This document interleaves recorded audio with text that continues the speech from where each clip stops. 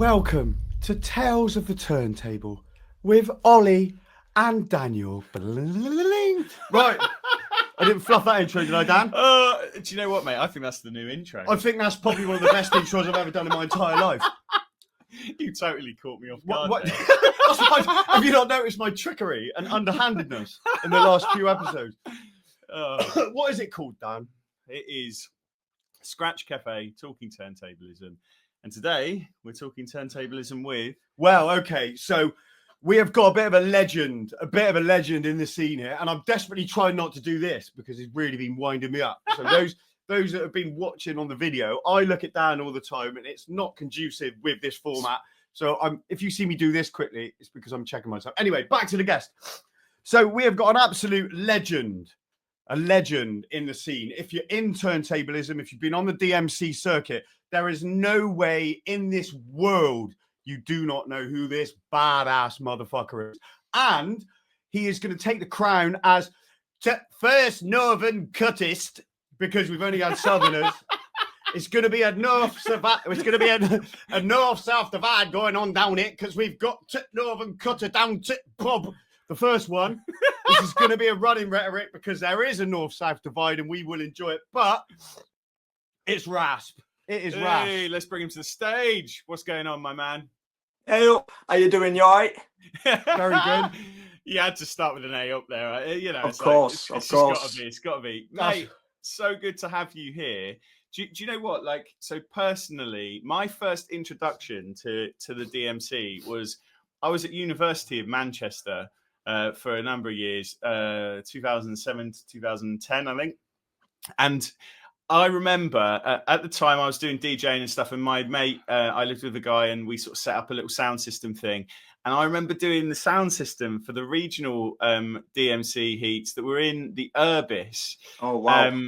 Yeah, man. And you were there. It was the first introduction I'd actually had really to the DMC and to turntablism properly. Like, I mean, I'd seen sort of like the odd video here and there, but like actually seeing it in thing, and because Manchester's got its like crew of turntablists, right? Like, and Definitely. I remember watching you and being like, wow. And I think it might have been 2009. It might have been the year you took, because you took a title, I think, that year.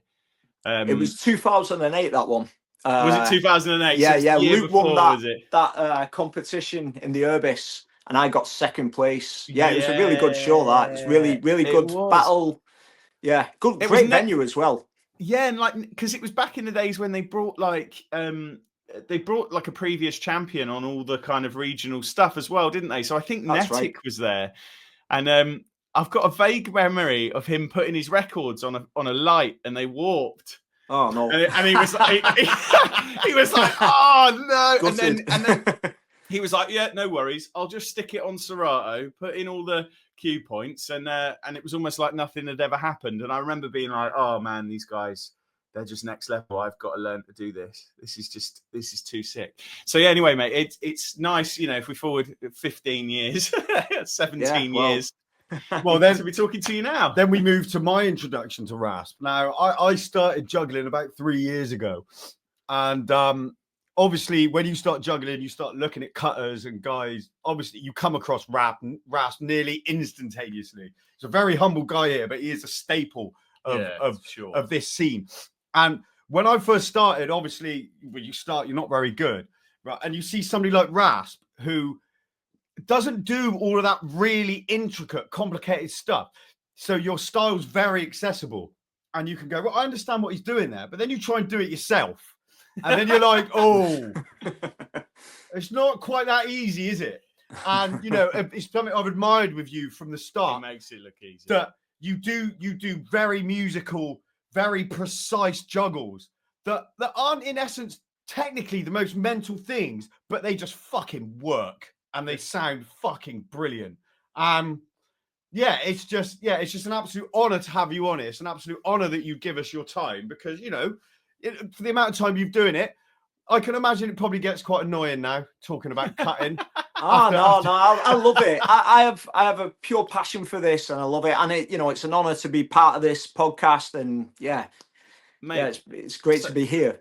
So good to have you. So I'd love to know how you got into it, mate. Like, what? Because you've now been in it for a long time, right? So what got you there?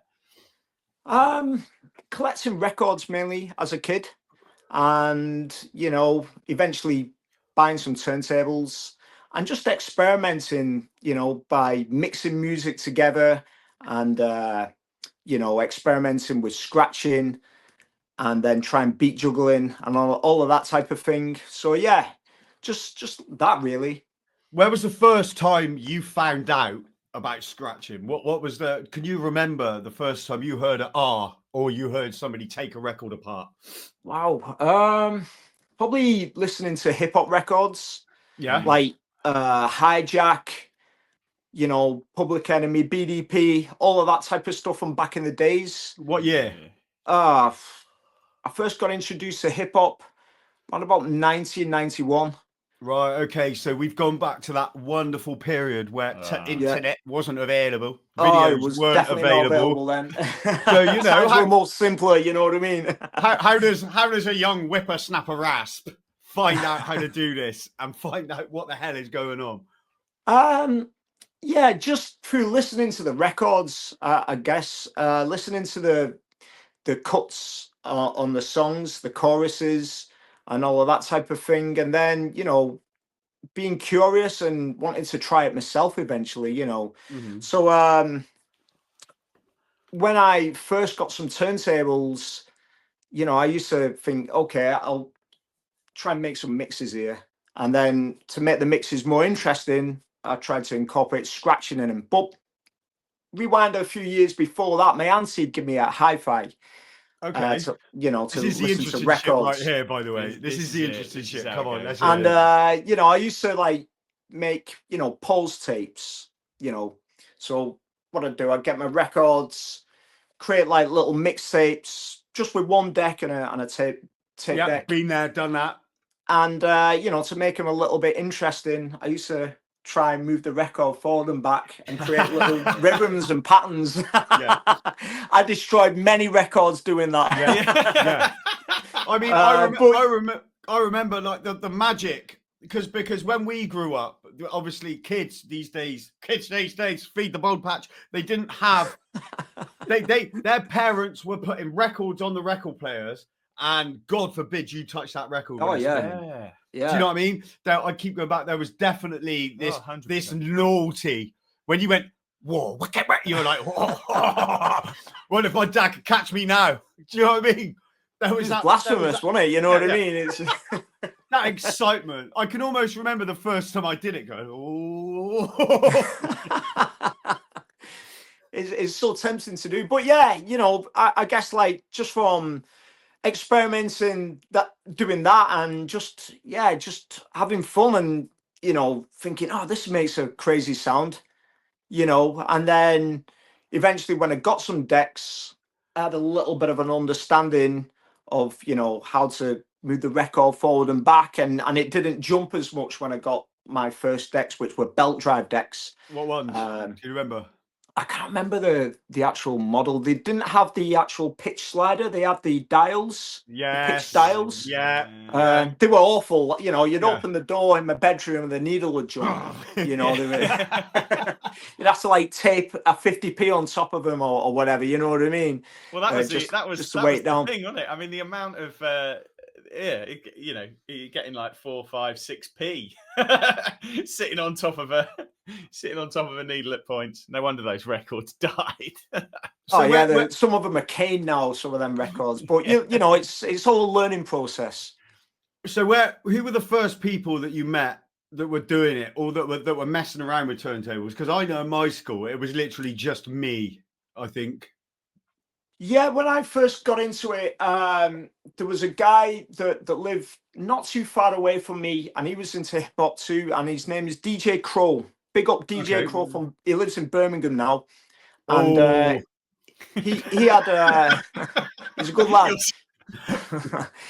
He had a good record collection, of like hip hop, and we was both into hip hop, and we met through a mutual friend at college, and he already had decks. So yeah, he was one of the first guys that I met that could actually DJ. There was another guy called Rob Fiore from St. Helens, the town where I live. He could mix.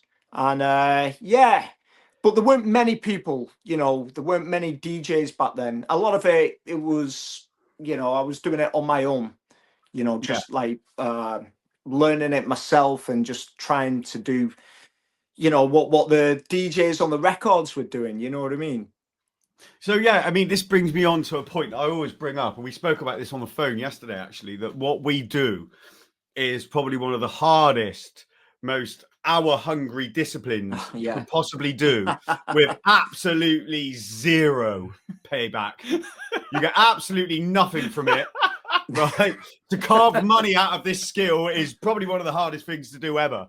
And then the part I haven't really thought about, and the reason kind of why we set up the scratch cap is all of us are lonely men at home in the spare room, right? Ostracizing ourselves, making the same noise for hours. And it's just dawned upon me, you know, it's just dawned upon me that we sit there by ourselves, honing this craft that potentially, without things like the scratch cap, or if you don't have the sort of the ambition to go out and compete, you're potentially doing it by yourself. Nobody gets to hear. Do you know what I mean? I know, but it's so good. It is just so good. And it's like, very you know, rewarding. It's really rewarding, you know. But yeah, it's, I don't know, it's a way of expressing yourself, isn't it? You know. And you were one of the very rare ones that did this lonely in the bedroom, and then you reached out to find others, and you reached out to compete. So what does that journey look like from being at home making an absolute racket, being naughty in the side room? Well, you know, I used to do a lot of house parties back in the days. You know, and I wouldn't just play hip hop, I play all kinds of music. So, you know, from doing that and then eventually getting a couple of little bar gigs and some local nightclub gigs, you know, that got me out into the world. And eventually, you know, I met like people that rapped, and, you know, I ended up in a few bands and stuff, which was really cool. But my journey into battling probably started 2 years later from when I first started. I started in 1996, and I started battling in probably 1998. Yeah. And the first battle I did was at Aston University in Birmingham. And my friend Crow, who I spoke about earlier, he was a student there. And he said, "Oh, there's this DJ battle," and it was, you know, in the big student hall. There was going to be a lot of people there, a lot of DJs, and you could win money and stuff. And he's like, "Oh, you should, you know, I'm going to enter it. Do you want to enter it too?" I'm like, "Yeah, I'd love to." You know, I thought it was ready, and yeah, you just did 15 minutes of doing whatever you wanted to do, basically. You know, so they wanted to see some tricks, some mixing, some party rocking, all of that type of thing. And yeah, that was the first time I did a DJ battle, and it was fun. It was a great, you know, we had a great time. There was a lot of people in the venue. You know, Birmingham University is a big, busy university, and a lot of people were into it. And yeah, we had a great time. Fast forward a few months later, I went to this DJ Expo in the GMX in Manchester, and there was a DMC stand there, and Cutmaster Swift was there. I think another DJ Assassin, and they were doing some like showcases, and they invited the public to get up on the decks. So, you know, I was like, yeah, I had some records with me. I was like, yeah, I'll get up and have a scratch and a juggle. And, you know, we just did our thing and stuff. And then they later said, "Oh, you know, if you want to do the competition, the DMC, there's some forms here, what you take away," you know what I mean? So I didn't know how to enter the DMC. So from going to that expo, that, you know, introduced me into the DJ battle, you know what I mean? And then you know, you say which heat you want to do, you send it off in the post, and then a few weeks later, you get your letter saying that you've been accepted into the DMC. And yeah, it was really official back then. You know what I mean? Yeah. And well, it was the only brand that was really pushing. Well, it was the DMC, was it? Wasn't it? Yeah, Do you know what I DMC. mean? That There was was it. ITF as well. ITF was a thing as well, but that was more underground, especially in Yeah. the UK. Yeah. But yeah, the first heat I went to was in Manchester, 1998, and it was in the Boardwalk, which was a famous venue back then. Yeah. And it was hardcore. There was like 50 DJs waiting to Yeah. compete, and God. wow, it was intense. It was intense. And there were no one was saying anything. Some of the DJs, you could bring like 2 or 3 friends with you, Yeah. but everyone's just sat there just psyching each other out and that, and it was crazy, Because and it was like proper battle mentality. oh, back it in the really day. was. It was Yeah. brutal. It was brutal. And the scary thing is, you had to do your 3 minutes, and then after you did your 3 minutes elimination set, you had to talk on the microphone and say who you are, which crew you represent. And I was more scared about doing that back then. Yeah. You know what I mean? I was like, oh shit, I've got to say, I'm Dean from St. Helens and I like scratching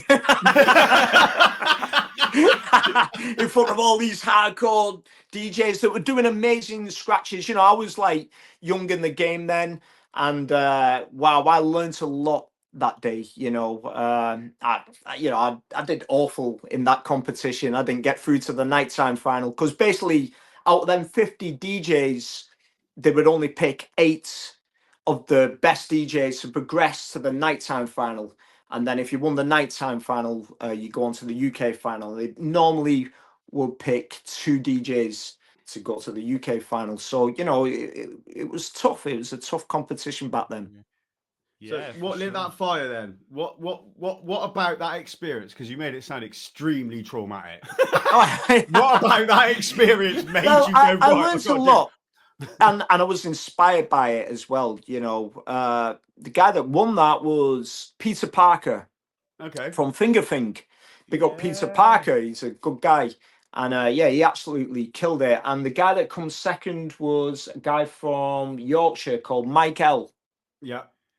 And if you watch the UK finals from 1998, both of them do a great set. In fact, the whole of that UK final is brilliant, from start to finish. There's a lot of great sets that year. But watching all of these DJs doing all this technical stuff really did inspire me. And I knew what was expected of me the following year, So, I got a real hunger for it. And also watching DMC videos, ITF videos. I watched this little documentary of the X-Men called Exercise, the Executioners, and I think it was done by is his name Carlito? It's a great documentary. It's probably on YouTube somewhere, and it give you a bit of an insight on like how the X-Men or Executioners, as they were called back then, how they got into battling and how they practice. And it's really inspirational watching that. And obviously watching like Cutmaster Swift and Cash Money from back in the days, that really fired my inspiration too. Yeah, mate. I think it's interesting, right? Because there will be a lot of people that listen to this and watch this that maybe haven't battled, or been involved in a kind of competitive scenario with DJing. And what I always think is like my personal experience with this stuff is like just going through the process of preparing something, delivering it, rocking up to this competition. Like even if you get your ass handed to you, like there is so much value in that process.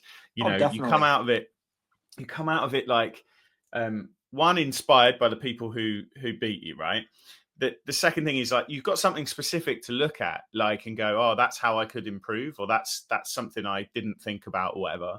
And you've also just got this kind of like I don't know, like gigs afterwards are really easy because the pressure level at a gig is definitely a different world. Yeah. And I think, but what's been really fascinating as well is we've spoken to quite a few people who, who've been involved in the battle scene for a long time. Back in the day, like it was territorial. I mean, to some extent it was good they did regional heats, right? Because like like I think, you know, there's like a, well, even North South divide might have been a bit shocking, but when we were talking to XL and you know, or Hugh Wackman as he's been recently known, we're talking to him about when Random used to kind of come over that way, and it'd be like, you know, like Random's risking his life turning up in Wales. You know what I mean? That guy, when that bloke spoke about the war, and you could see in his eyes, it was like, you're in a war. You're there to kill. And it's like, oh my I'm God. gonna kill you, and you. You know, and it's I like, literally wouldn't go up against that guy trying to pick the right orange in Sainsbury's, let alone when he's got a bag full of fucking vinyl.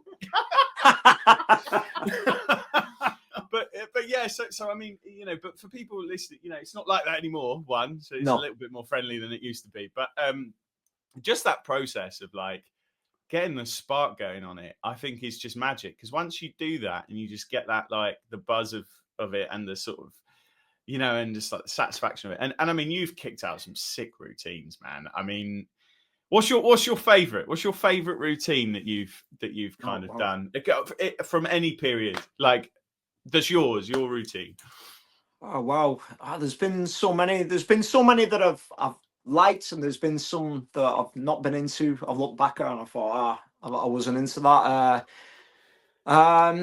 Probably a 2009 routine.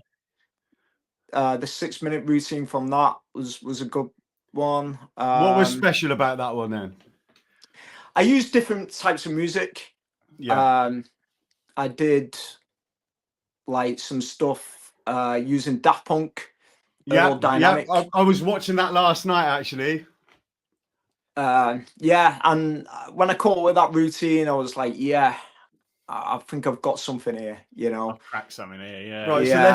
So let's dig into this, because obviously you both competed against each other last year, and we've got a DMC coming up, and this will probably come out close to the run-up of the DMC when people start getting in there. Now, obviously, you've been doing it so long. I asked you if you were competing last night. You're like, you know, well, fucking, you know what I mean? I just do what I do when I do it if I can. You know what I mean? Just like so blasé. So, I mean, DMC UK finals, Rasp's like, oh, well, you know, it's just like, might be there. Just like going down Sainsbury's. Do you know what I mean? Anyway. And when I met you at it last year's, you're like the coolest guy ever. And I was like, how is this guy not sweating? Do you know what I mean? From pinholes, you just wandered in with his S11 on the back, just like, that chop. Do you know what I mean? Anyway, right, so you two could be competing next year, and Dan's thinking about building a routine. So that favourite routine, take us through how you build a routine and what goes through your mind and how you come from it. Because we did Hugh like Hugh's due to be released, and it would have already been released, and the way he looks at routine building is just do you know what I can imagine. So, that is a very creative guy. Big up Hugh. Yeah, Wackman. big up. He's brilliant. From a sort, so I explained in the beginning that obviously, you know, you're like foundation nailed. Do you know what I mean? Clean. Do you know what I mean? Let's really hear how clean, you build really a routine and what that looks like. It depends. Sometimes I could just like pull out 2 records and just experiment with them and see if I can get something out of it. Sometimes I might be, out and about. I hear a song and I think, oh yes, that maybe something is in that. Maybe I could the universe has handed me it. Yeah. Maybe I can, take that apart. Like in that same year, I was talking about 2009. I was in the car with my friends one time, and Oasis come on the record on the radio, and I was like, you know what, I could do something with that.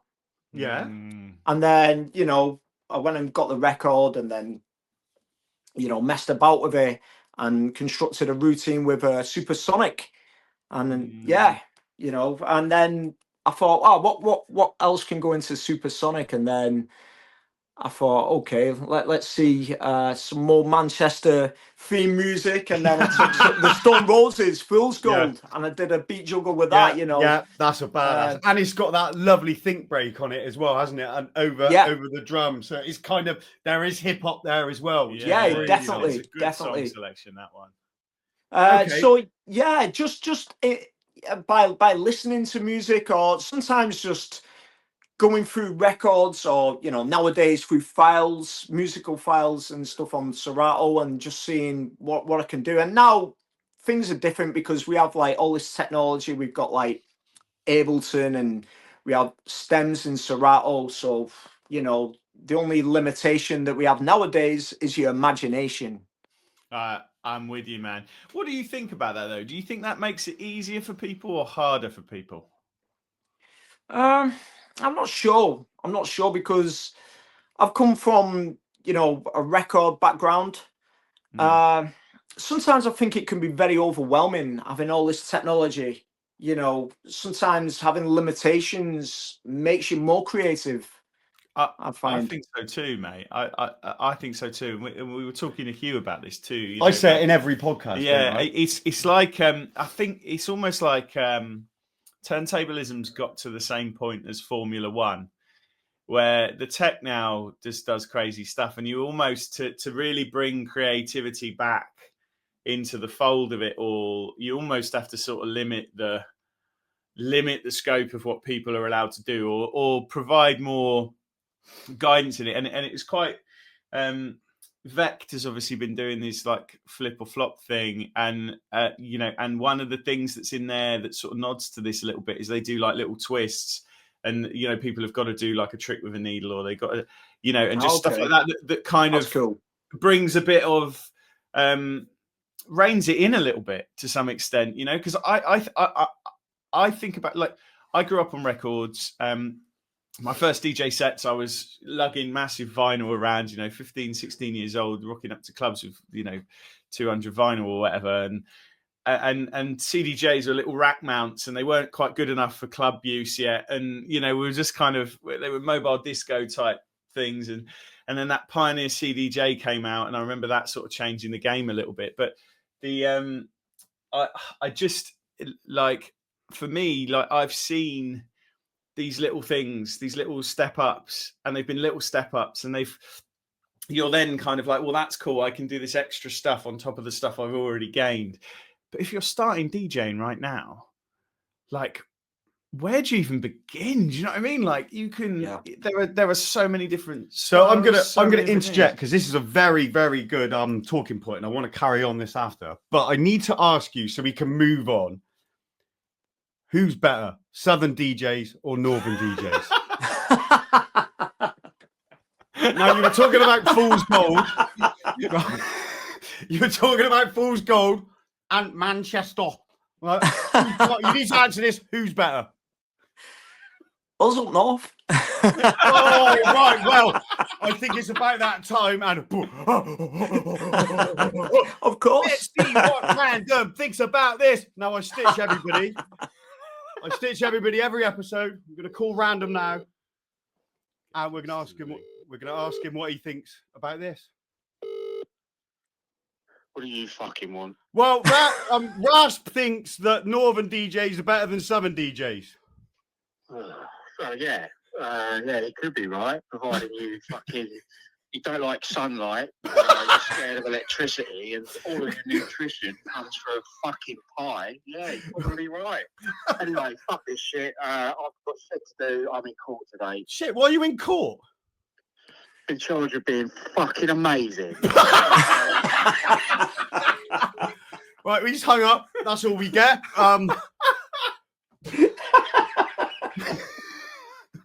So anyway, let's just go. I don't know how we get back on track from that. I'm gonna go back. Pre-random call. That was good, wasn't it? You like that one? Anyway, so you were talking about the diminishing returns of digital DJ. I think, I just think it's quite challenging now for people kind of coming into it, because I think overwhelm's real. I mean, there's just so many creative possibilities. Like, what I don't know. What I love about your style, mate, is, so I was watching loads of your videos recently. Anyway, so when we found out that you were up for being a guest, I was really delighted, because I think one of the things that strikes me about So we've got this thing that we've been talking about a little bit. That's kind of how things have moved from turntablism to S11ism. My turn, by the way. I coined that. That's mine. Yeah. He I coined like it. it. So if anybody, I'm half tempted when the DMC comes out to change the posters to S11ism instead of I probably won't do it. But the thing that really strikes me about what you do, buddy, is like the turntable still very much features in what you do. Like you're still doing, lots of stuff that is quite classic juggling, and there's not a huge amount of like cue point based stuff. Like there's a little bit, and there's like moving, using it to transition from one place to another, and there's a little bit of it, but it's kind of really tastefully peppered in. Like it serves a purpose, and it's like that.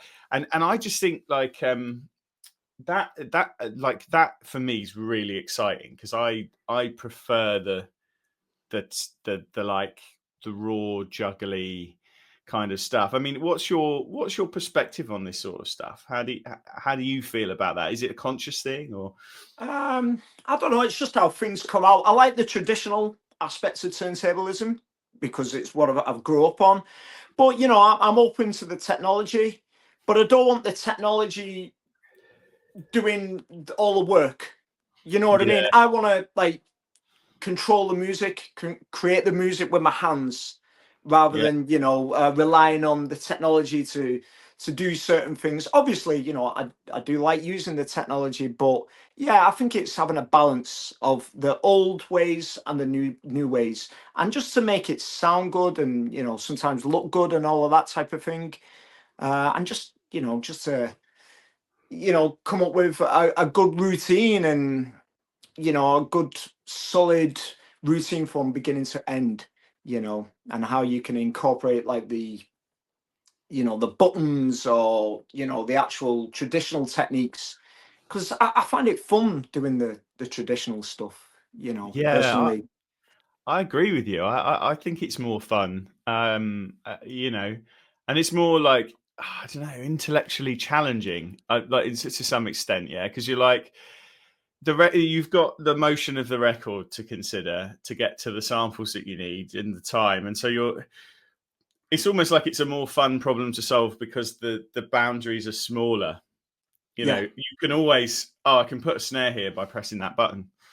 It's like, well, how can I get a snare there while I'm over here and I'm over here? It's just more. I just think that's more fun, like challenging. But I don't know. It is an interesting one. See, now I talk about this in every podcast, and I see the biggest issue with the black box of buttons. That if you're an onlooker, anybody can understand a record has a groove on it. It goes, and you can see it moving, and you can see the kick and the snare where it should be, and you can see it being pulled back. So there's a nice line there. So I think the element of performance is being lost to the what are those people called that don't know loads but they watch? Lay people. The layman is a struggle. Okay. Yeah. So the S11 takes away a layman's understanding of what happens. Now, what do you think about that theory when it comes to what you can hear or what you can see when it comes to a DMC-based performance? Yeah, I think like a lot of people now are using like their own productions, which is cool. But I think the difference between now and like back in the days, like people that don't actually do it, but they're watching it, they know how a record sounds and they can see the DJ flip that record. Do you get what I mean? They see a DJ like actually doing a live remix in front of their eyes by juggling it or scratching it or manipulating it to a certain degree. Now, some people don't know what's going on because they don't know how the original source sounds. You know what I mean? If it's someone's own production or whatever, and music's different now. How people consume it and listen to it, but it's different how people like how people perceive it now. You know what I mean? Yeah, I think that's it's a common thread, right? Is like you've got to have tracks in your routines that people recognize, so they they can experience the flip, you know, like, and it just brings people in, because I see it a lot, like when you look at like the comments on lots of DMC stuff, for example, you often get stuff like where people just don't get it. They've been kind of lost in it. And to be fair, like as a turntablist who is involved in a lot of this stuff, like I can get lost. Oh yeah, definitely. Yeah, because some of these guys, they're doing things that are just mind blowing, right? but like once I've lost, and I'm just like, I don't even know like what's going on here. Like you do lose it a little bit, and I do think there's that thing of like, oh, it's good to have the rawness of just kind of making it a live remix. Well, there is a case in point now. Obviously, this is well out of the real time scale that we're doing this, but we're literally just about to release XL's podcast today, and we posted let's play it underwater. Oh yeah, that's classic. Do you know what I mean? And yeah, that clip went mental. Yeah, we posted really that. It went absolutely mental, and it is probably the most basic technical thing, but it is a work of absolute genius. And I kind of feel like it's the tune and the originality over doing a quadruple click 3 times the speed flare, pulling back a snare. Do you know what I mean? It's like, yeah.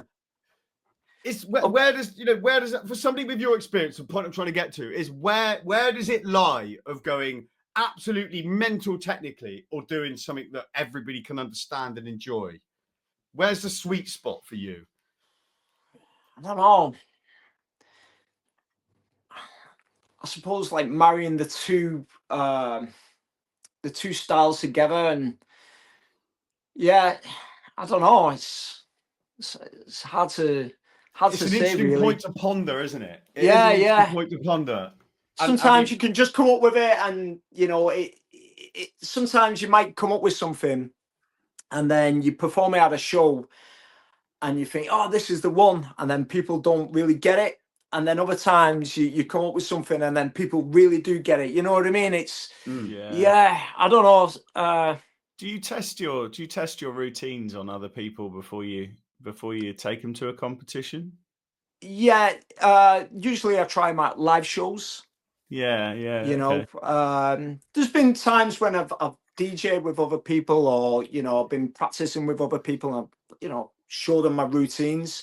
And there's been other times where I've not showed it anyone, and I've just done it either at a competition or a show, you know. And it is good to do it at a show, because you see how like the general public, not scratch nerds, look the at layman's, how they react to it. You know what I mean?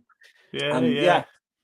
Okay, so it's useful. It's useful actually. That takes us rather nicely back to we spoke about Rasp as he was about to hit the trenches, his first experience of World War I, shoot to be killed, DMC UK turntablism. So like Rasp was literally just attempted to go over the edge. He didn't quite get over the edge. So I want to hear about, you know, balls deep Rasp competitor back in the day. What was that like, mate? What's your first, like, not, is it 2000? We're getting into 2000s, aren't we? Where you were up there with them.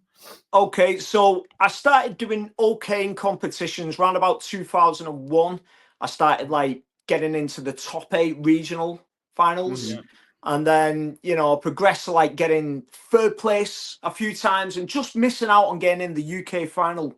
Yeah. And then in 2006, actually no, 2005 was my first UK final, and it was at the ITF, the International Turntablist Federation.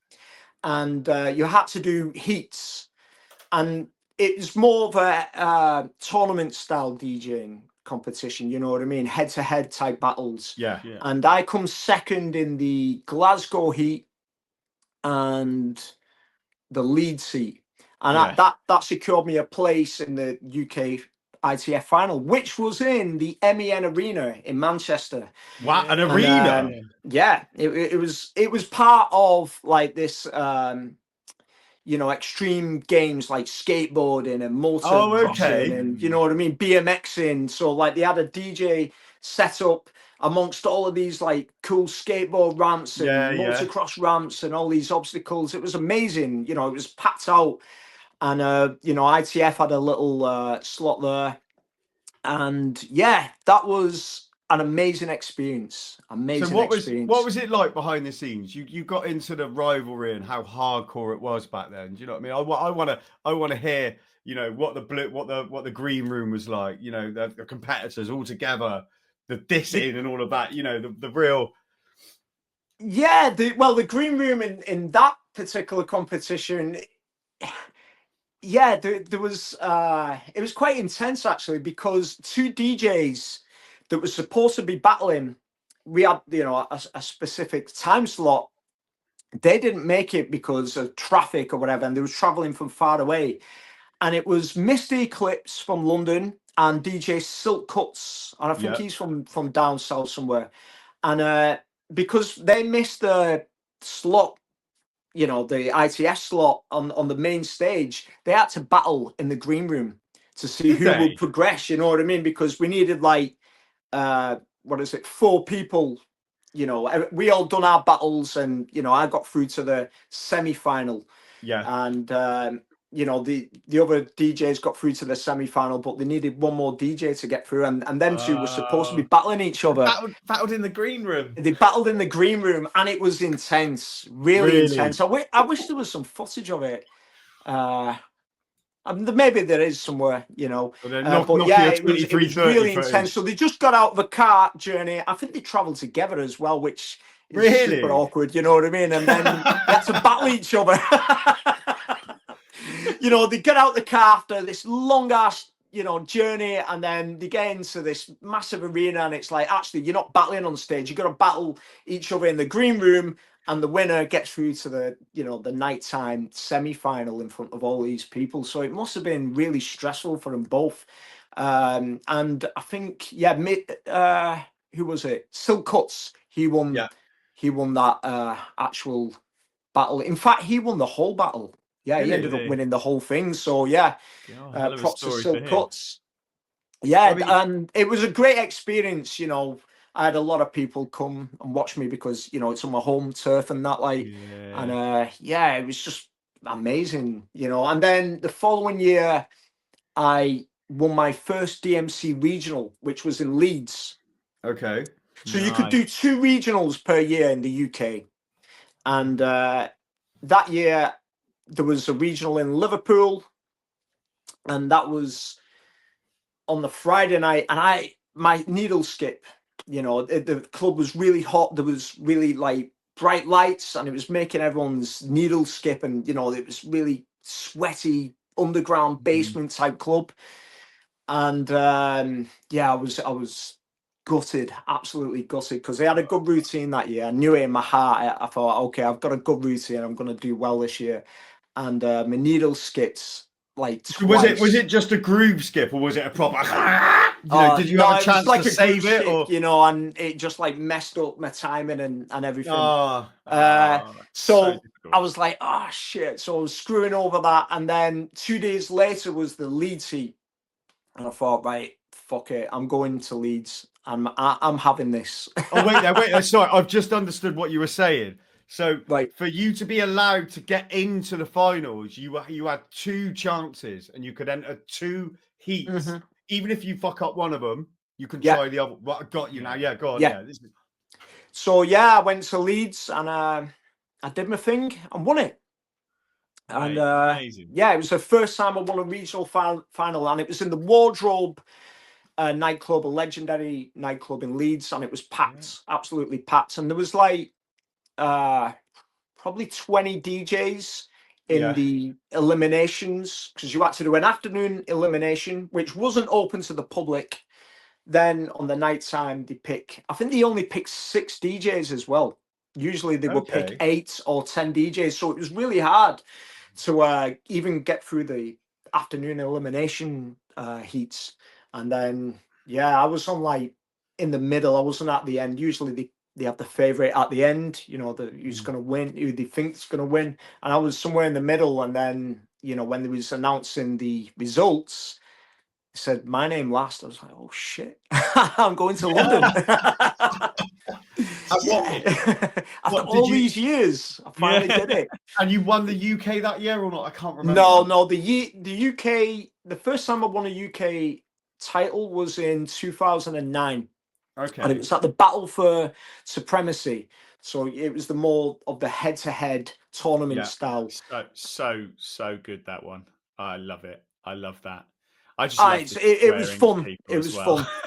It was hardcore that year. I wasn't taking shit from no one that year, man. You had randoms war mentality.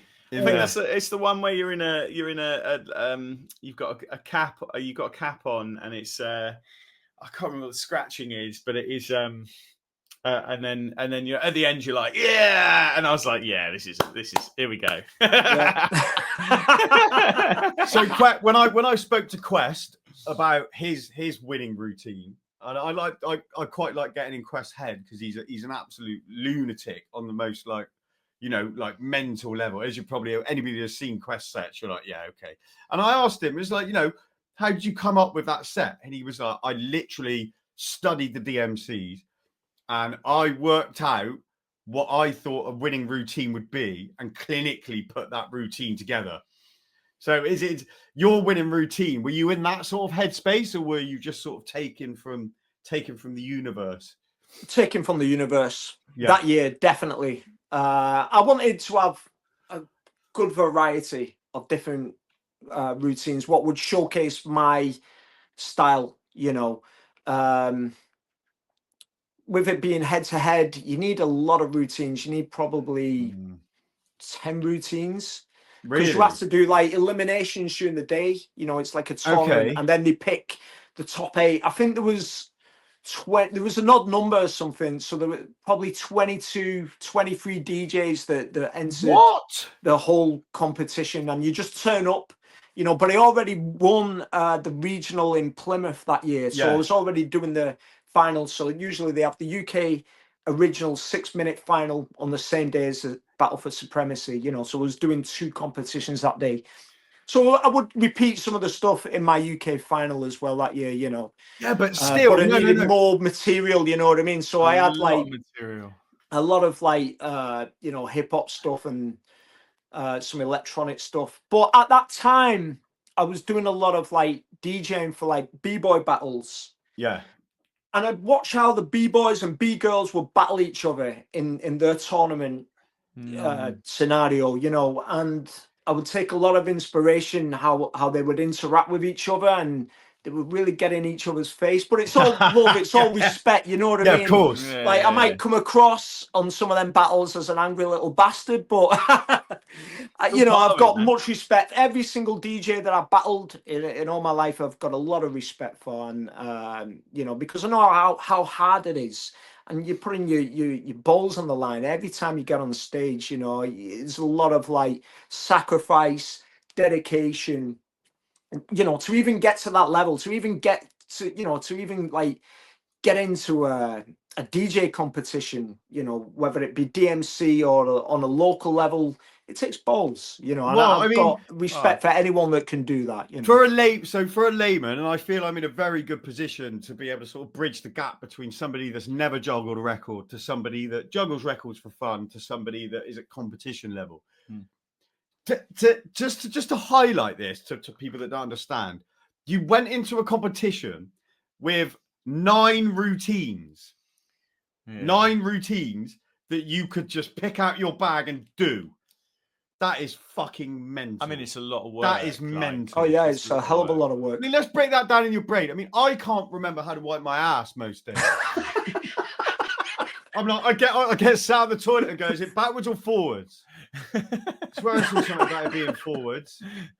And then I do it, and it's like, yeah, it should have been backwards, shouldn't it? But you've got 9 sets, right, with stickers on them. You know what I said about not editing? We're editing. Yeah. We're not editing that. That's probably one of my greatest analogies I've ever come up with. Ever. We're keeping that. But like, you've got 9 routines. So that was 9 times by 2.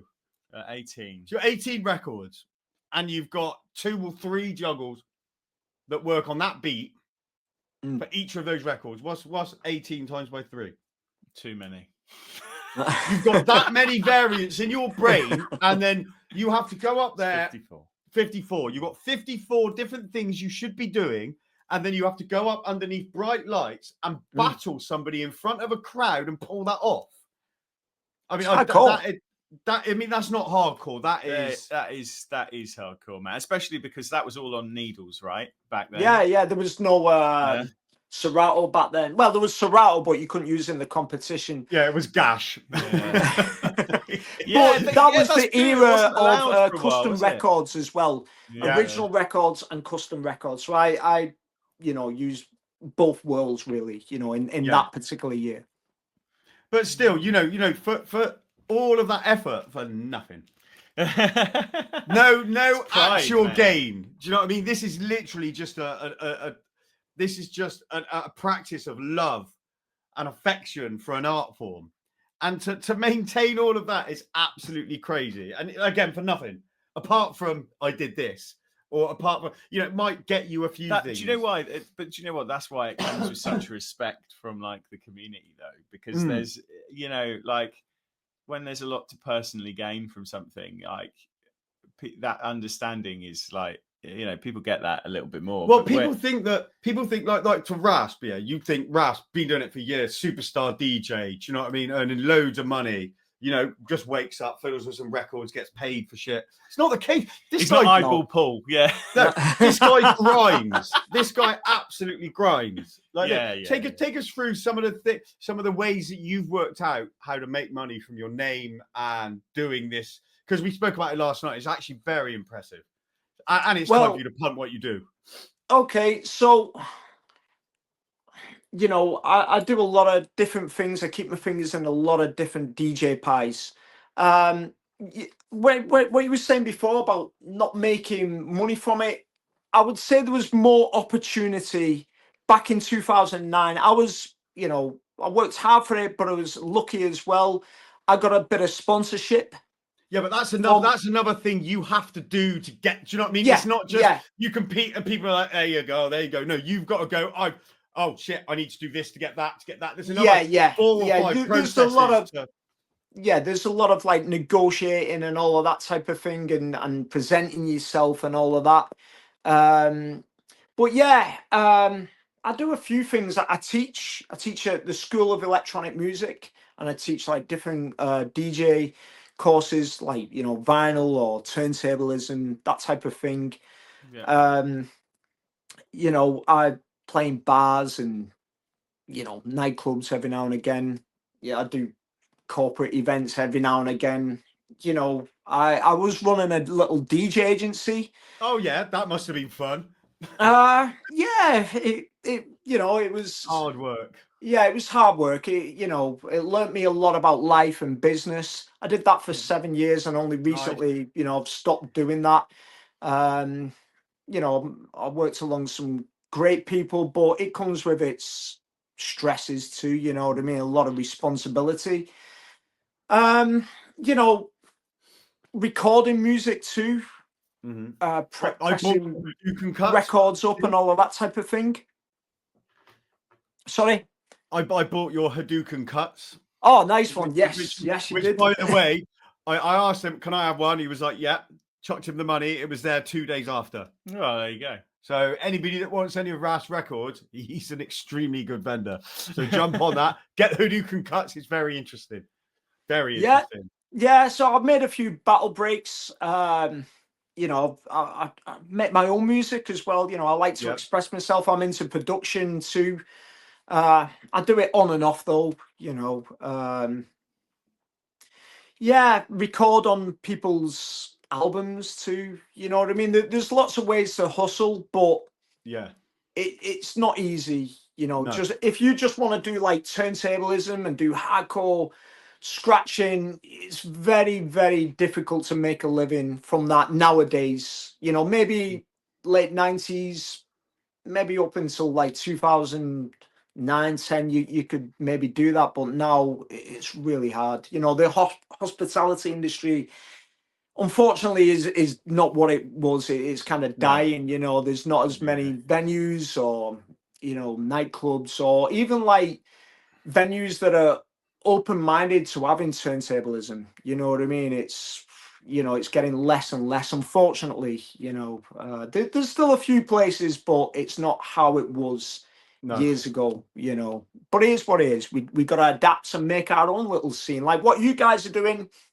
in the Scratch Cafe in Bristol. That's brilliant. You know, it's really, really good to get all these people involved, and it don't matter what skill you're at, whether you're DMC pro or beginner or somewhere in between, just come and have a scratch. I was running my own event called Slice and Dice. Oh yeah. So I was putting on my own battles and you know, my own like little scratch jams that I've done for quite a few years actually. But I don't do it all the time because it's a lot of, you know, it's a lot of work, and sometimes life doesn't always allow you to do that. You know what I mean? So yeah, I enjoy doing it, and you know, every now and again, if I find a good venue, I put one on. Like, though I was doing one at the Hip Hop Chip Shop in Manchester. Oh yeah. And you know, we used to have a great time. And big up Ozzy from Hip Hop Chip Shop. He's a great guy. He's very open-minded about having different events. But unfortunately, the last few weeks that's closed now. So you know, Is it? it's Well, I think God, you got to find another venue. Maybe that's the end of an era. Jeez. Yeah, it is. It is. It is. But it is what it is, you know. It's hard. It's hard to keep these venues going nowadays, especially if you're doing something a little bit creative and stuff, you know. Yeah, I think there's, you know, I mean, I know a lot of very, very talented DJs who are saying right now, gigs is a tough old slog. Lots of events are getting cancelled. Lots of events going for cheaper things. There's a huge like pull on stuff like, you know, what's your social media following? Like, you know, all this stuff that's just really kind of symptomatic of the fact that like clubs are just trying to safeguard any investment they make. Like, you know, I understand why it's like that now, but you know, and it's quite interesting because whenever we talk to talented folks like yourself, right, like it's very clear that to keep this passion going, keep doing it, you really do have to diversify into a lot of different spaces. You've got to run some events, you've got to do some teaching, you've got to pop out a record here and there, you've got to, you know, and so, you know, for those listening to this who are thinking, yeah, I want DJing to be a part of my life, I want turntablism to be a part of my life or whatever, you do need to start thinking about like all the avenues that can take you down, and make sure you do have fingers in all those pies, because definitely it's really hard to do it just on DJing alone nowadays. It really is. Yeah, we live in different times now, you know. So yeah, you got to diversify and just try different avenues, and but we do it because we love it. You know, that's it. If you didn't love it, you couldn't stand in front of the turntables for hours a day. No, you know, moving a record forward and back, or a switch or a crossfader. Getting cramps in your hands and stuff, and just listening to this repetitive sound. If you didn't love it, you wouldn't do it at all. You know what I mean? But we really love doing it, and I suppose it's a way of us expressing ourselves. You know what I mean? And you know, exactly. So this is a very important question. When I first came across Rasp, I used to see him as the wizard of turntablism because he had those wonderful long silver wizardy locks, right? And then suddenly I was scrolling through going, I wonder what the wizard's up to. And he's gone. Fuck, what the hell? Why the hell did you get rid of those wonderful silver locks? I mean, what? I don't think you've answered this question. So we've literally got a premiere of this. Wizard, what the fuck happened? So, I grew my hair in lockdown. I didn't have a haircut, you know, when all the COVID stuff was happening. I just thought, right, I'm just going to grow my hair. I couldn't get a haircut anywhere, and I was like, right, just let it do its thing. And you did some fucking damn good growing, mate. That was really impressive. I cultivated it very well, and you know, 4 years later, I was like, okay, maybe it's time for a haircut now. You know, that was it. It was a good journey, but the last 6 months, it was like down, it was down by my stomach, and I was Yeah. like, you know what, it was just getting in my way. I was like, you know what, it's time for the change. I enjoyed it while it lasted, but yeah. Did it end up in your mouth when you? It did. It ended up did. I thought everywhere, all was- over my clothes. The moment it was gone, I was like, that hair's been in his mouth. He's had enough Yeah. of it. In my food, Yeah, all over yeah. my house. Yeah. Everywhere where I'd be, or been, you could tell I've been there because there'd be like silver hair. Just The spiders are using it for their webs. Yeah. And I was like, you know what, enough's enough now. Time to get it shot. And, Well, you look absolutely great with both, and it was an end of an era.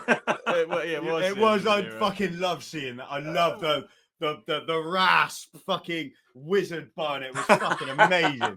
Anyway, right, there's my last idiocy. Go on. I'm gonna allow Dan to properly nerd the fuck out over cutting. I know you've got loads of questions. I know. Let's do it. Come on.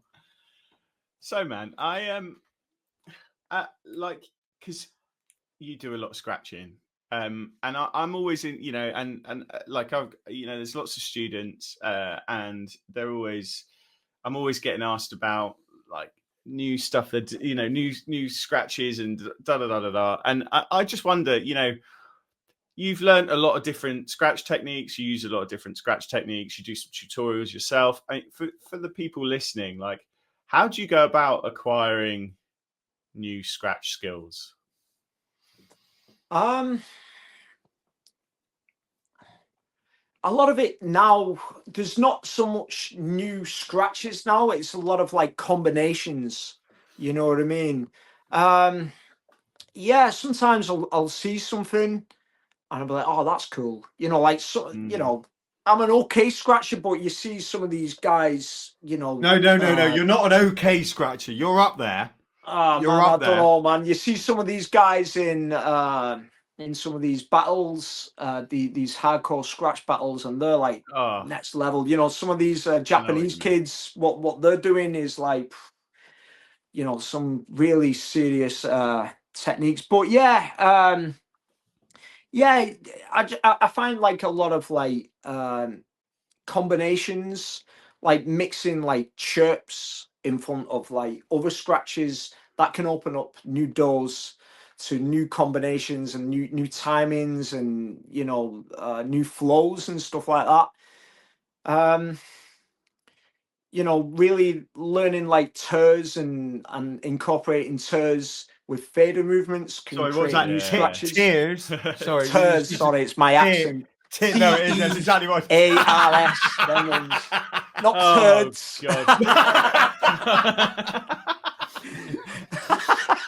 Yeah. No, incorporating like them type of record movements with certain crossfader techniques can create new scratches. But I think like the basics, there's so many basics that people overlook now. And because they just want to do like these new fast 3-click combos and all these, crazy boomerangs and autobahn combos. But, some of them are sound and some of them sound really nice when they're done properly. But sometimes it can be too much for the listener. It can be just like too intense, and sometimes you've got to let the music breathe. I think space is just as important as like the hardcore sound. You know what I mean? You've got to like marry the two together. You've got to think of it like it's a musical melody line in some regard, right? It's like it's got to be, there's silence, like contrast is really important. So there's got to be silence and there's got to be scratching. You've got to have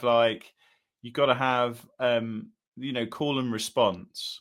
Yeah, you've got to have some level of repetition so it can become accessible to people who've never heard it before. Like, all these things are really important. I think there's definitely, and it's slightly led by what goes well on social media. Do you know what I mean? Like, people are always amazed by like some absolutely crazy cutting like speed thing. So it gets more engagement and it gets fired out. And actually a lot of that like nice, funky, kind of coming on and off of the beat, making it all a bit syncopated and sexy, you know, like that stuff gets kind of lost because while it sounds really cool, it's just like not getting juiced by algorithms, you know.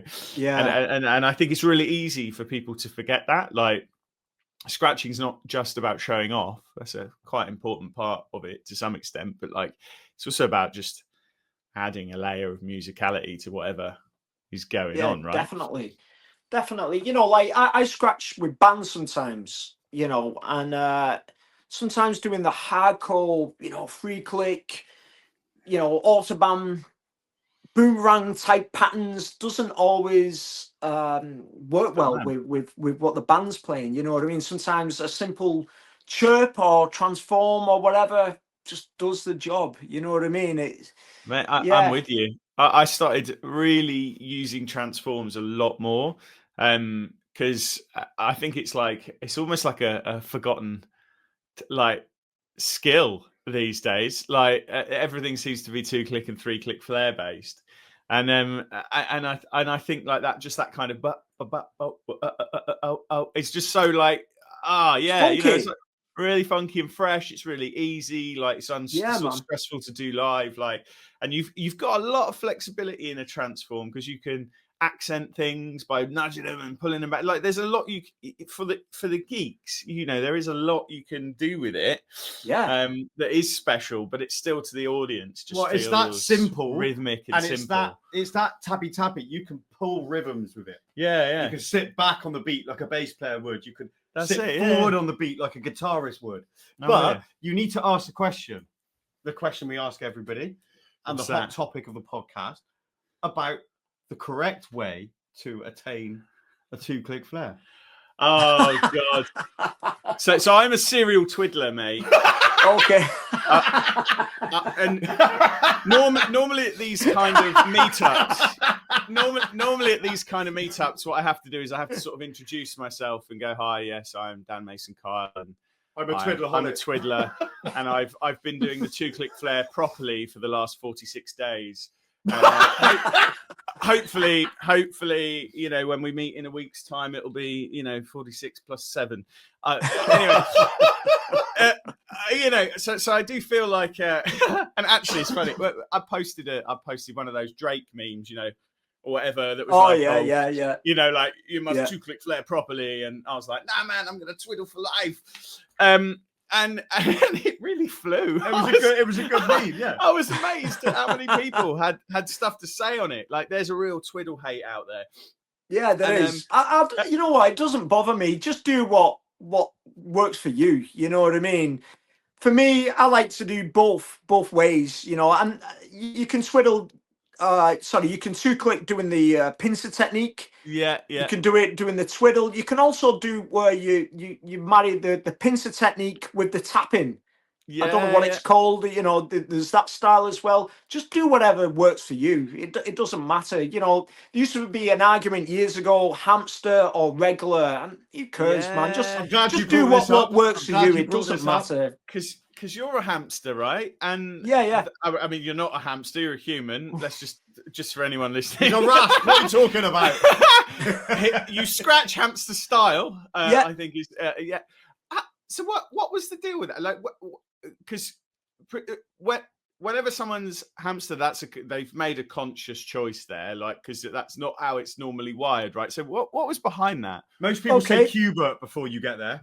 Every person I know is Qbert's hamster. That's why I did it. No, for me, the reason I got into hamster style was I had this DMC mixer that I got in 1998. The official Technics EX 1200. It wasn't the EX model. It was the you had the SH model. Oh yeah, with the horrible fader in it. Not. The reason why that fader is bad is because it's not a magnetic fader.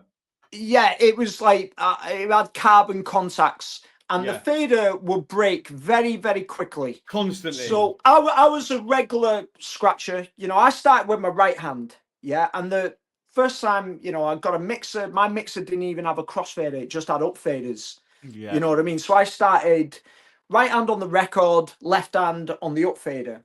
Then eventually I bought, you know, another setup, a SoundLab mixer, and, you know, other mixers, like, you know, low budget mixers that had crossfaders. And then I switched my style from right hand, but I'd still keep practicing with my right hand on the deck and the left hand on the fader. But then I'd do more stuff with my right hand on the fader, left hand on the deck, and I had to re-coordinate myself. And then I got to a certain level where, you know, I was a bit more comfortable with the left hand on the turntable, right hand on the crossfader.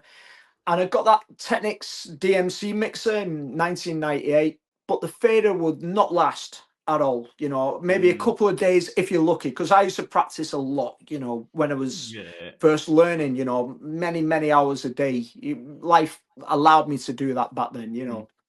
And the fader would break really quickly. So to get my money's worth out the crossfader, what I used to do, I used to rewire the decks around. Yeah. Oh my and then God. from doing that, that is probably one of the best stories I've ever heard. That is I love that. Sorry, I love that. Go on, carry on. It just become more comfortable for me, and it felt more natural to do things with my thumb, doing it hamster style with a fader in reverse. And then I just like kind of developed my style doing it that way, you know. And then eventually I got a Vestax mixer that actually had a switch on it, you know, a crossfader reverse switch.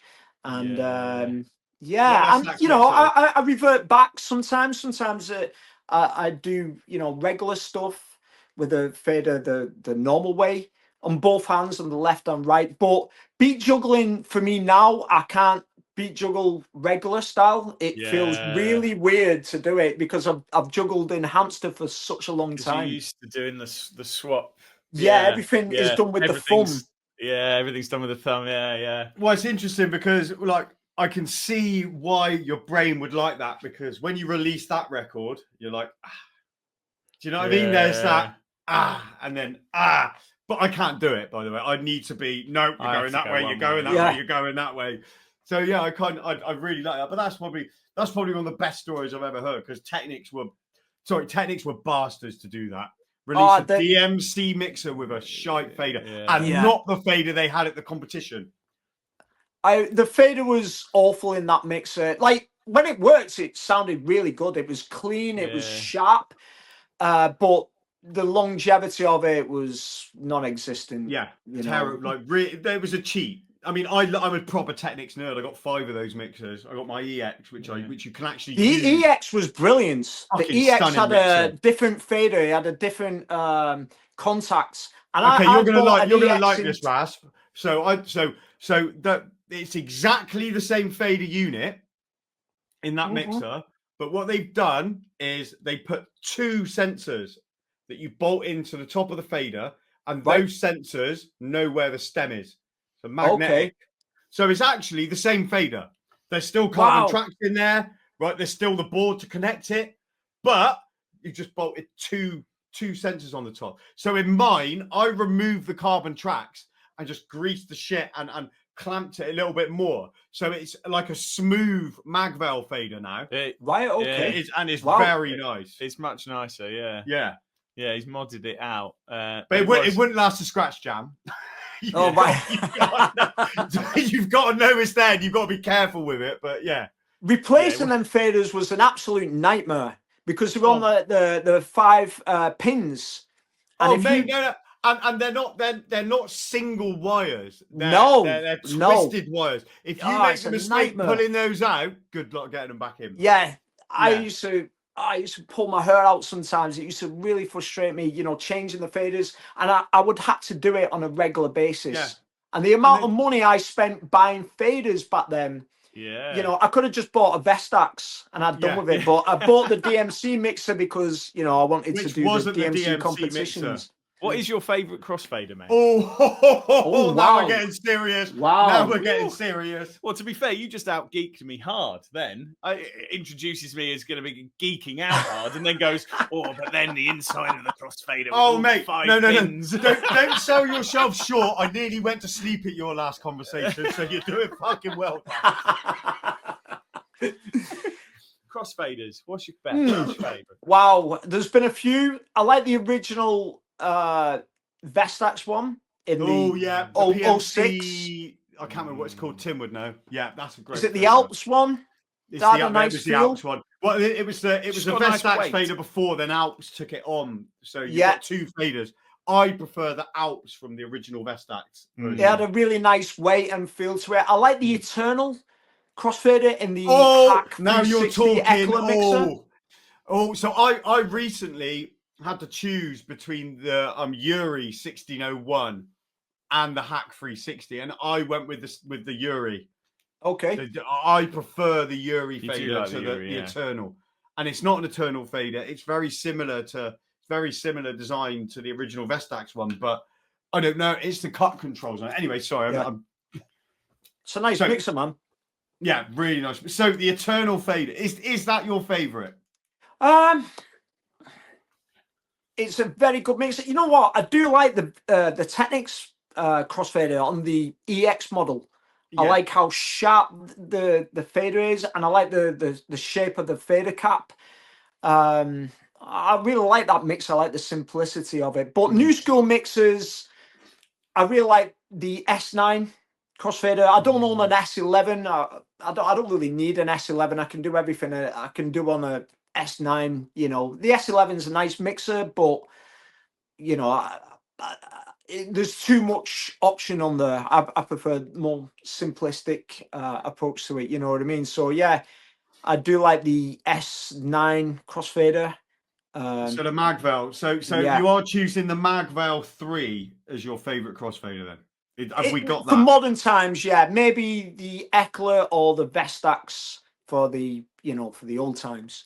So if you had to go on a desert island with Dan and nerd out about if you had to go on a desert island with Dan with two and all we had to eat, Rasp, was two power outlets, and you can only take one mixer each, and you get to discuss that mixer. You got to defend that mixer for the rest of eternity with Dan growing your lovely hair back. Getting long.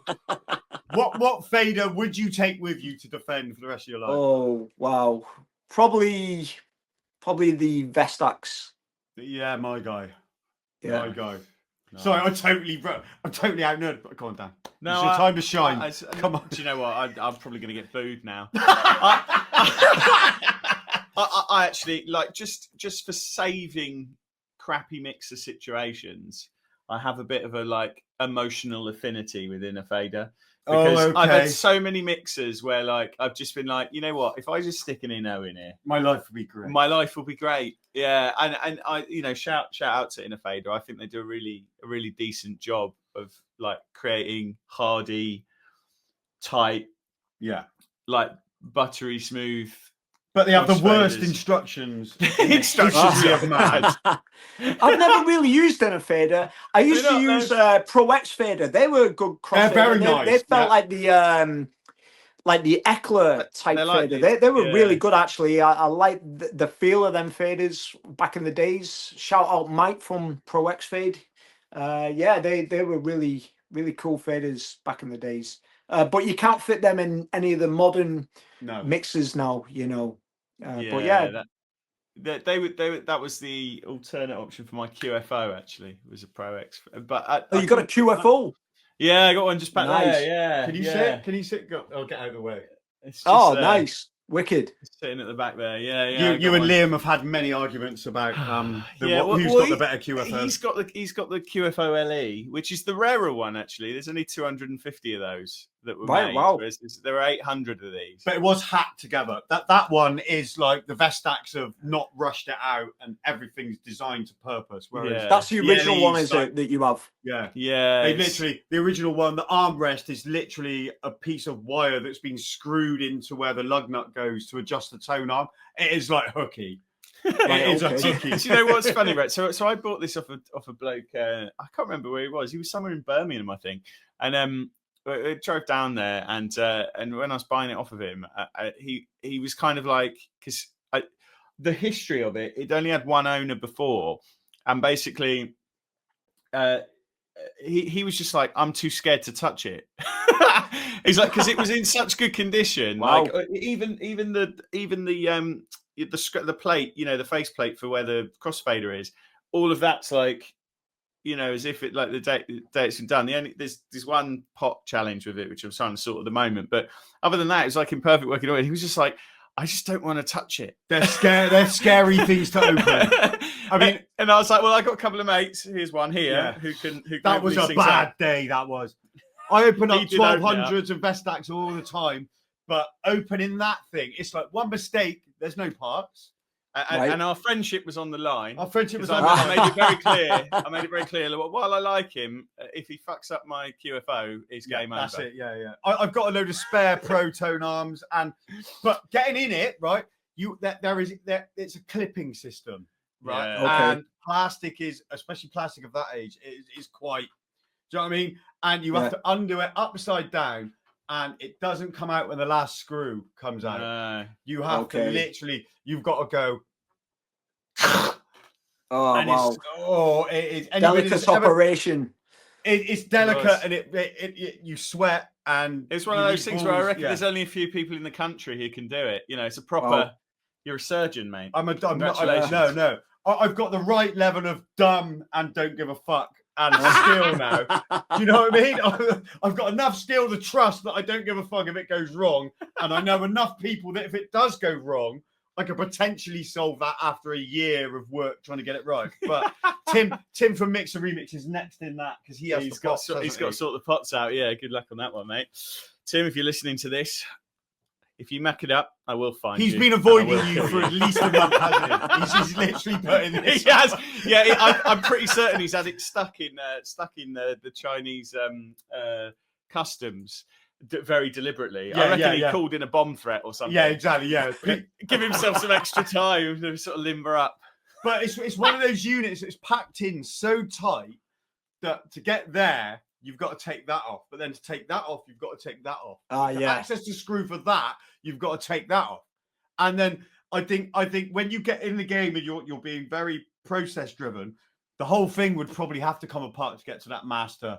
I mean, I'm exaggerating a little bit, but you've got to take a lot off to get to that. Yeah, I can imagine. Button. Have you ever taken a 909 apart, the Pioneer mixer? Yeah, that's a nightmare as well, isn't it? Oh, mate. So Dan did a gig and got booze spilt over his S11. No. Yeah. And obviously the one weak point. Should have seen my face, mate. Yeah. Should have seen it. I mean, I literally enjoyed like a puppy that had been kicked. Yeah. Oh, mate.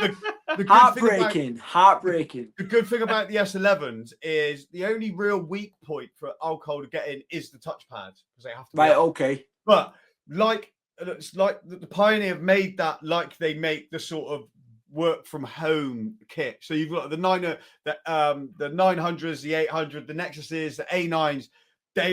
They're built so they're easy to fix. You can get to the faders very quickly. Okay. You can get to all the parts quite quickly. It's up. You know what I mean? It's not up. But the S11 is bottom built, so everything's built from the top. Okay. So to get to it, you've got to take it off, and then you've got to take that board to get to that board, to get to that board, to get to that board, and to get to the pad, it was everything, wasn't it? Yeah, it was everything. But to be fair to them, they have built it in a way that meant that because we didn't let the stuff stew too much. I mean, I just turned it upside down overnight, right? Like, so if anybody listening, this happens to you, right? Get your mixer, put it in its flight case, turn it upside down so the liquid isn't going further into this thing. And Ollie opened it up and took it all out, just gave it a clean, put it back together. We had a couple of times of putting it back together. But once it worked perfectly afterwards. Despite someone basically pouring a beer on it. Wow. The best thing was it survived. It works fine. I did it for free for my mate, obviously. I did it for free for my mate, but I was getting something from it, basically. And when we started it, I was like, Dan, I've never taken one of these apart. It might not turn on when I put it back together. It might make a nice popping fizzle sound. No. I knew it would because Pioneer's Pioneer. But I was like, right, I'm gonna get as much enjoyment out of this as possible. Watching Dan's face. I took it apart and put it back together. And then I looked up at him. Ghostly white. I looked up at him and I was like, Dan, it might not turn on when I do. I'm a bastard, aren't I? Oh dear. Did fix it though. I did I fix was it, yeah. appreciative. That's good. That's good, did man. fix it. Every time I press a cue point on the left-hand side, You think of now, me? I think of you, mate. Oh, that's the word. I hate push buttons and cue buttons. So that really makes me sick.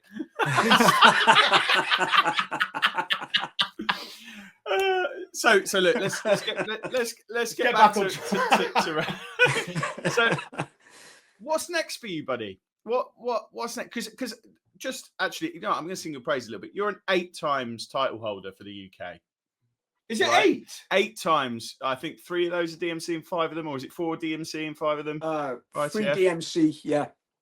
Yeah. So, you know, you are, and you know, you're throwing down last year, coming 3rd in the UK last year. You're still throwing down, which is just super. It's inspirational, dude, because it's like people like you as well, where it's like you've been there in some of the bigger times of it. Now you're still still pushing it through, still doing cool stuff. What's next for you, buddy? What are you focusing on now? I'm just doing my thing. I'm still creating stuff. I've been doing a bit of production, some mixtapes, that type of thing. I'm actually in a crew with 3 other DJs. So good. Tell us about that. Tell us about that. Yeah, so we just got together through the event that I put on. I put on Slice and Dice in Hip Hop Chip Shop last year. And it wasn't a battle this time. It was just like a showcase event. So I invited a load of DJs from wherever, really. You know, everyone was welcome, and you know, a lot of DJs come through, and you know, everyone killed it and did the thing. You know, big up all the Manchester crew and you know, everyone from around. And some of the guys that come to the event, a guy called Adam, who's called Dougie P. That's his DJ name. He lives in Liverpool. I've known him years, you know, just around the scene and that, you know what I mean? And he was like, oh, you know, I'm going to have a jam at mine. Do you want to come over? And he invited me round his house. And also another DJ that I used to jam with back in the days, I used to do quite a few gigs with, DJ Red Rock from Runcorn.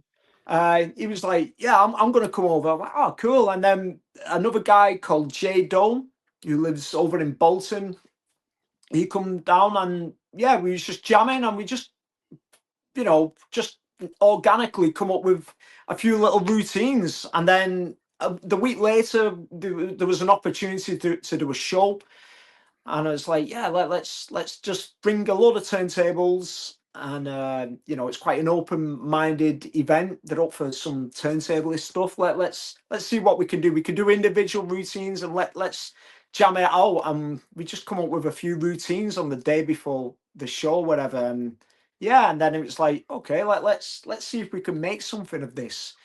Well, around the similar age, you know, we all like the same type of like hip hop and you know, turntablist stuff. And yeah, we ended up creating a few routines, and then we thought, should we see if we can do a competition? So the opportunity come to do the IDA World Championship over in Poland, and we went out there and did our thing, and yeah, it was a lot of fun. You know, mate. I didn't realise it had gone that. I didn't realise it had gone even into the competing space. I've just been watching your content online. That's all. That's cool, man. Yeah, we had a lot of fun doing it. And you know, I did a show with them on Saturday, where you know, we're not just a turntablist crew. We DJ as well, and we got an opportunity at a venue in Liverpool called Lost Art, where they sell like, it's like more of a shop really, but they have a venue space, and they sell like lots of skateboarding stuff, and they got their own like clothing label and all of this type of stuff. And it was like, you know, do you want to come and do some turntablist stuff and you know, some party rocking as well? And yeah, we just brought a load of decks down, did some turntablist routines, and just, you know, just jammed it out. You know what I mean? It was great. It was great. That sounds wicked, dude. Your DMC 2014, that tone play you did. Oh yeah, that is wicked.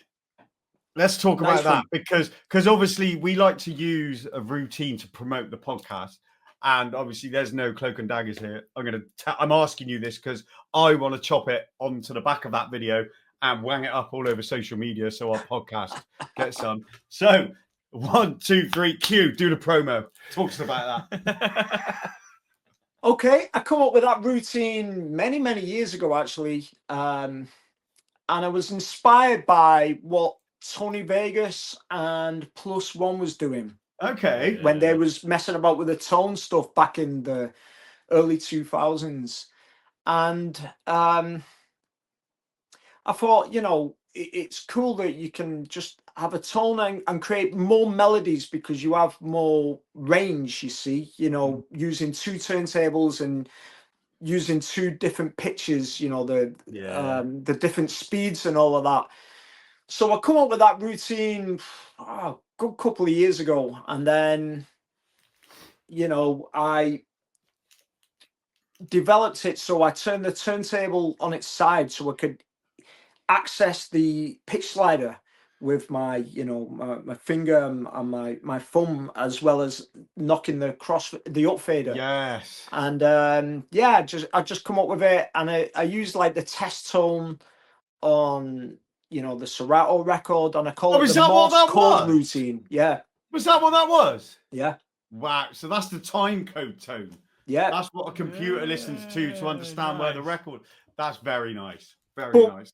A few years ago, I did it with, like the never-ending bass tones on the Dirt Style records. Yeah. But sometimes doing it at a show, because it's just on one groove, on a lock groove. You've got that click, haven't you? And it would jump as well. Because I push the record as I'm using the up fader, and, if you push it a bit too hard, the needle could jump it, especially in a live environment, where there's a lot of bass rumble and stuff. So using like a never-ending tone, like on a Serato record, is cool, because if it skips, it's always going to skip to that, the tone again. Nice. So that's how I come up with it. That's the promo done. So I suppose we're at the stage where we're wrapping up now, and the Fred Dibner of turntablism, the ex-cut wizard, DJ Rasp. I literally just thought of that. I thought I'd bang it in there just for laughs. But right, so we ask everybody this, and we need an answer. I think Reva gave us a few, which is okay. But what is your favorite DMC routine by somebody else? Wow. There's a few. Cash Money, 1988. Yeah.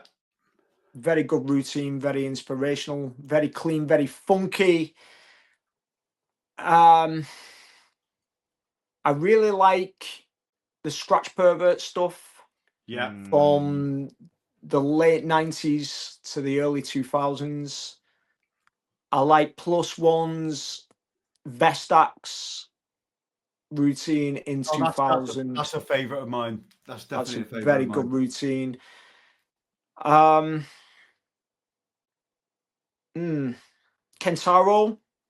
2001. If you had to pick one out of those three, what would be the one? What would be the one? The one I've watched probably the most is the Cash Money 1988 routine. Yeah. That's a very, very good routine. There's something about those early ones, isn't there? There's just, you know what I mean? I don't know what it is, but like if you understand the nobody was really doing it at that point. No one was doing it like Cash. Shite. And they were doing stuff that I think probably a lot of people couldn't do nowadays. Really. And that brings me on to the final question that I ask everybody.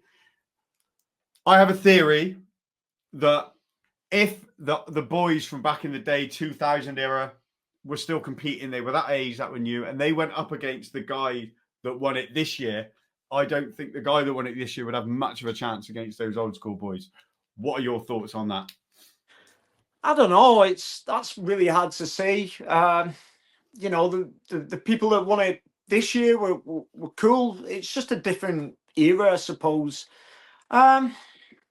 It depends whether they've kept up with the techniques and whether they even scratch anymore. You know what I mean? Like some of them just don't do it at all. Yeah. And how hungry they are. You know. Yes. you know, like Fly, who won it this year, he's a great DJ. Oh, yeah, You know, and, yeah. and that guy's won it every decade. If you think about it, he won in Has he 2008. Yeah. He won in He did? 2013. Which just And he proved won my it- point then. And he Well, won he- it in 2024. Yeah, he's kept So up. yeah, you know, he's kept up. You know what I mean? I He's think- probably doing it a long time, well before he won his first title. Yeah. So yeah, probably.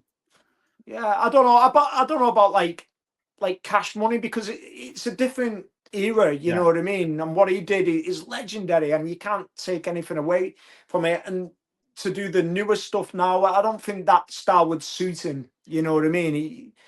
I don't know. It's just different eras now. You know what I mean? But Fly is a good example of someone who's been doing it a long time. Yeah. That can still do it in 2024, 2025. And you watch all his routines and you can see his style has developed, you know, to like, you know, just definitely. And, extremely I mean, high levels, so technical. He did his thing on 45 this year. And Yeah. Did he he was really? doing some Yeah. stuff in reverse as well. It's it crazy, opened the stuff with that he him was saying- doing. The sample of the introduction to it is insane. All of this is done on 45, and as he says the word 45, he presses the 45 button. Yeah. And it jumps up to the Wow. speed, and then he does the whole thing on 45, which, you know, is just it's like It's a dick swing. it's a dick swing. Yeah, Yeah. but you know what? Like, I mean, it's a hell of a routine. Yeah, it's great. It's great. I think he does an amazing job of like mixing crazy technical with quite musical and quite recognizable stuff. I mean, Definitely. the top three were all pretty special this year. I mean, Oh yeah, Fumi's yeah.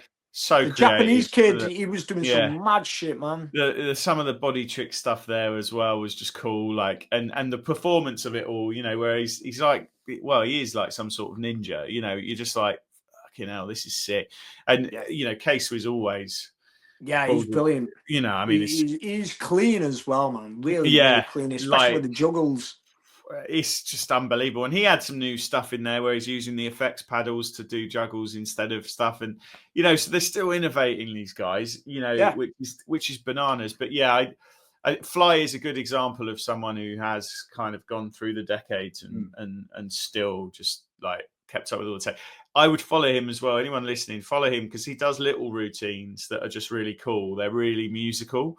Like, he'll cut up like Etta James and just stuff like that. That's just like fun that you could listen to. You could have at a party and still be, you know, still love it from your average Joe listening, rather than just kind of, you know, us scratch nerds. Yeah, he's a great all-round DJ. I've seen him like DJ just a regular set, and he kills it. You know, he adds like healthy doses of turntablism without like going over the top. But I've seen him do Turntablist Showcase, you know, live, and I've seen it on video, and yeah, he kills it. He's very, very clean, and he's a nice, humble guy as well. You know what I mean? So yeah, big up DJ Fly. Do you think we'll ever see a world title from Rasp? Who knows? Let's see what happens. Yeah, you going in this year, dude? I don't know. It depends on life. You know, things are different for me now. I'm 47 years of age. I've got a lot of responsibility and all that. And if I feel like I come up with a good routine and I'm ready for when the DMC or ITF or IDA or whatever, whenever it's available and I have something that I'm happy with, maybe we'll see. How about yourself? Are you doing it this year? Oh, I'm in the same boat, buddy. It's like I've got a load of ideas that I need to sit at the turntables and try. And if any of them are decent enough, I'll probably chuck myself in. But I'm so, you know, life is when you've got responsibilities, and I've got 2 young kids and a side business and a main business and a podcast. And yeah, so what? Like, people don't realise the DMC takes so much of your time. Takes so much of your time for that 6 minutes or whatever that you're doing. Wow, the amount of energy, sacrifice, dedication you got to put in to, you know, come up with like good material and you know something worth, you know, that's going to win. it's really, really difficult to do, you know. So my respect goes out to anyone that even thinks about competing or steps up to the table. We made a joke on one of the Scratch Cap adverts of the fact that Dan had taken on too much, leading up to last year's DMCs, and we made a joke about it. And what we did is I walked into my workshop, and Dan, it was like 5 liters of Sainsbury's own 6% strawberry milkshake that he'd taken on too much, and we made a joke about it, and he was drowning his sorrows in strawberry milkshake. But just to highlight what you just said, talk us through what you actually had to do in the 2 weeks that included the DMC. It is actually scary. I mean, I take on too much, and I love living in that world. But this made me sort of like, well, there was a lot going on. Like work was really busy. Like I'm a psychologist, and I sell talent assessments to large organisations, so that was busy. Then there's all the routine stuff and getting prepared for all of that, which, you know, is big. Then we had a Scratch Cafe. yeah. So there was an event to run. And on top of that, I was going to the Turntablist lounge as well. So I was trying to kind of get myself into a position where I was like, oh, I'll come down and have a cut. Like, you know, but like, I mean, the caliber at that is like quite high. So you're like, I don't want to turn up there. Like, I don't want to turn up there without some skills. Yeah, and it was mad. The funny thing about that was after doing it, he was like, "That wasn't acting, was it, Dan? You were just you are as shriveled and fucked as you sound." Well, and my wife was like that. That advert was a little bit close to the bone on it. I kind of come up with a lot of the ideas for the adverts, and I bounce them off Dan. It's like, Dan, let's do this. What do you think of this? Dan gets the initial and then like builds on it. And I just see him getting more and more stressed. And I was like, I really want to use this. Yeah. I had 5 new students at work as well. Wow. So I was like trying to onboard a load of people. Oh man, it was crazy. But you know what though? Like, it's fun. Like at the end of the day, like, you know, I could just stop, you know, but like, why would I? You know, it's the thing you were saying earlier, like, you're passionate about this stuff. So do it. Do you know what I mean? Just do it. If you feel like doing it, do it. And if you don't, you know, do it the next year or something. You know what I mean? Time, yeah. But sometimes it's good to throw yourself in the deep end.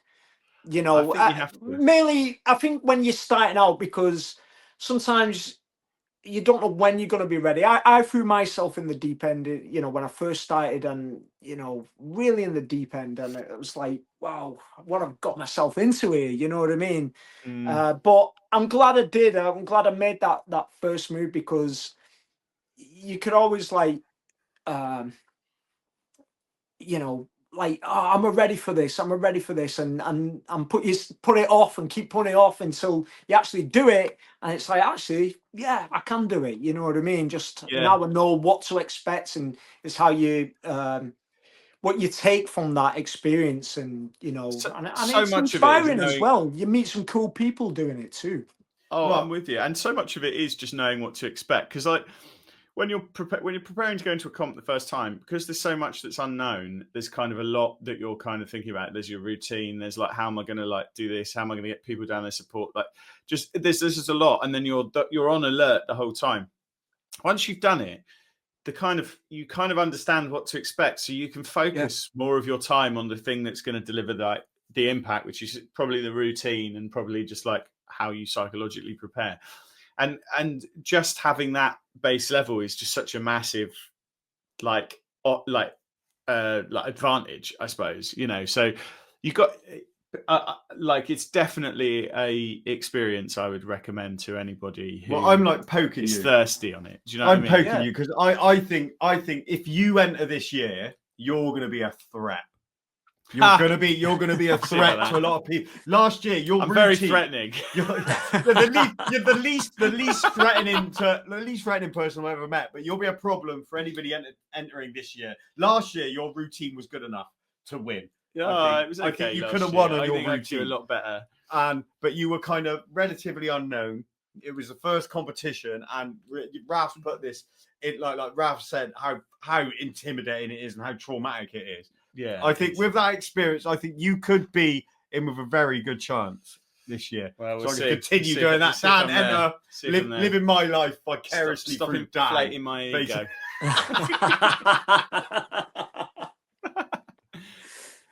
Oh, you killed it, man. I really enjoyed your routine last year. It was really good. You know what? It was a great UK final. It was a good UK standard final. overall. You know, everyone did it, you know, and did the thing. And there was some really interesting routines and, yes, a lot of funk and flavour from everyone in the UK last year. So big up everyone that got involved with that.